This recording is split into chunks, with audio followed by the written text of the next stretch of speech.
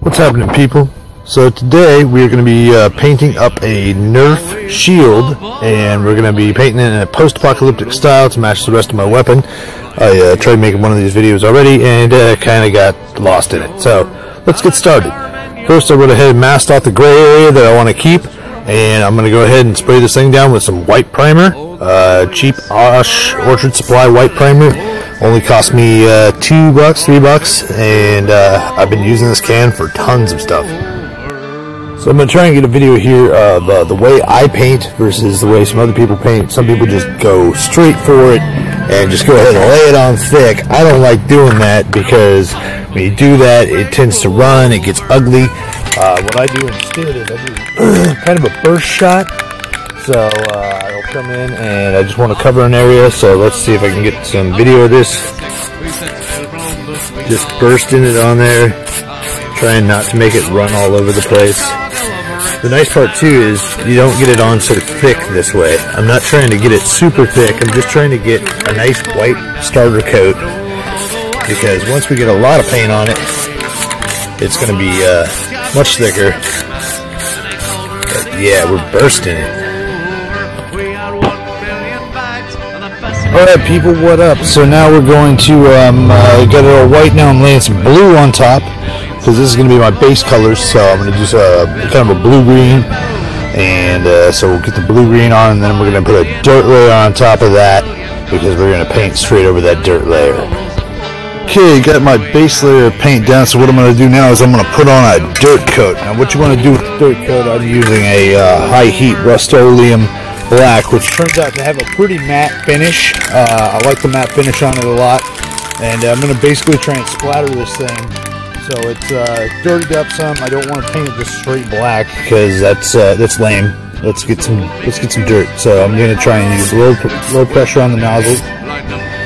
I'm going to stay back, just a little bit less pressure so we get it to spit. Nope. Not doing it. Not today. Look, I find this works a lot better if the can is cold. My can, unfortunately, has been sitting out in the sun. So, but I'll go ahead and just try and... Hey, there we go. Now we're getting some splatter action. Cool. Looking good. Looking good. Alright. Let's just keep on moving around it. So when I'm doing this, I'm trying not to move my hand or the can. I'm just moving my whole body around this thing. More splatters. Yeah, looking good. So you're almost trying to get a camouflage type look before we even start, because when you paint over this, so a little hard black doesn't hurt. Alright, so now we got our dirt layer on there. And the other thing I've been doing lately is I actually have a can of gold around somewhere, but I kind of like to add that into. I got gold, I got this green. Just trying to get undercoats on here is really good. You get undercoating, you get some nice interesting paint. You know, it's not just one flat color. If you're going for a one flat color paint job, spray paint it and just do it nice and even. But doing it this way, so much better. I totally enjoy it. And show you what the product looks like when we get to paint time. Okay, so here's our finished product. This is what it looks like after we got the spray paint all on. We got some dirt layer there. We got I left everything taped up because I want to do that until I'm done painting completely. I'm going to pull that off because I like the original gray that was there.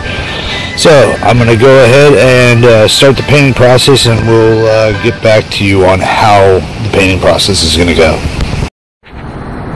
Okay, so here we go. We are in here, and we are totally doing this paint job. It looks like I'm really zoomed in. Sorry about that. So I got the blue paint. I'm putting on some cerulean blue acrylic, and I'll just go ahead. Sorry about that. And I'm just going to brush it on, see how it kind of looks like metal. What I've done, so I've got some graphite powder right here. And I've taken the graphite powder. I'll show you how we just apply this. Give me 1 second, I got to put the camera down. So I'm putting some of the cerulean blue right out of the tube, right onto my brush. Take the brush and let's do this area right here. And just dirty that up, put some water on it, start spreading it around, because I don't want to have this paint glop just sitting here. Paint glops look nasty. And I'm also going to try and get this so there's no brush strokes in it, because I want the shield to kind of be, sorry. And then I'll come over here, I'll put just a dab of this on my brush, and then we'll come back in here and we'll just drop it right in there and start spreading it around. And as you can see, it darkens it up a little bit. And I'm going to go ahead and smooth it out. The problem with painting over logos like this is you get bubbles, and you can't really do much about them. You just hope they pop. Go like this. Hold on. So now I got most of the bubbles out of it just by blowing on it. Get the bubbles out. And yeah, so we're going to go ahead and do this to the entire shield. Okay, so what I've done here is I've went ahead and painted this blue with the graphite on it. And now that there's a graphite coat, we can actually shine it up to make it look like metal. So you just take a paper towel and go into an area. We'll start with the Instrike logo, because anytime there's a logo, it shines up. It looks really awesome. Shiny, shiny, shiny, shiny. I'm going to have to go ahead and stop. I'll shine and then I'll come back. Okay, so as you can see, you shine it up a little bit and it gets a nice metallic looking finish to it. It shines. And I went ahead and took the tape off. So what we're going to do next is we're going to go ahead and I'm going to take this black Liquitex paint marker, which are awesome. They just kind of go right on. And oh, pardon me, that's silver and black. And we're going to go ahead and add in just some stuff, like we're going to go ahead and do these in black, and we'll do the silver dots, and then we'll add some battle damage, and we'll go ahead and dirt it up for the last dirt coat, and we should be done.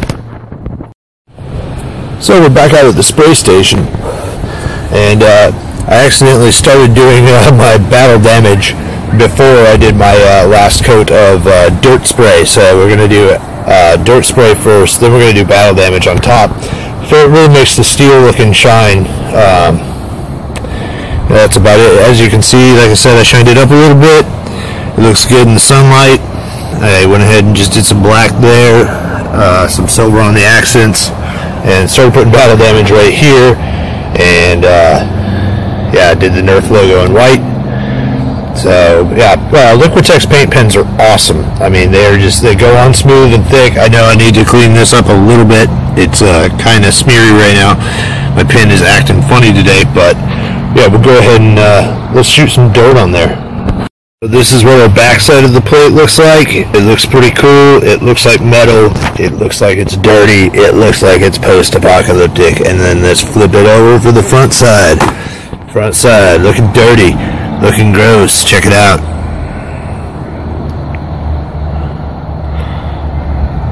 Now we'll go through, and now we will make the battle damage. And as soon as the battle damage is on, I'll show you the final finished product after we spray it down. So just to show you what's up next, what we're doing is we're doing a clear coat over our blast shield with a Rust-Oleum gloss clear. It's pretty awesome. It goes on real thick, so go light with it because you don't need a whole lot. Alright, so here it is, guys, all finished up with the final shine coat on it there, and we got the battle damage. Like I said, it turns out pretty awesome after you get everything put together. So I hope you guys enjoyed this tutorial. If you have any questions, feel free to comment or just like it, and check us out on Facebook at northbaynerf.org.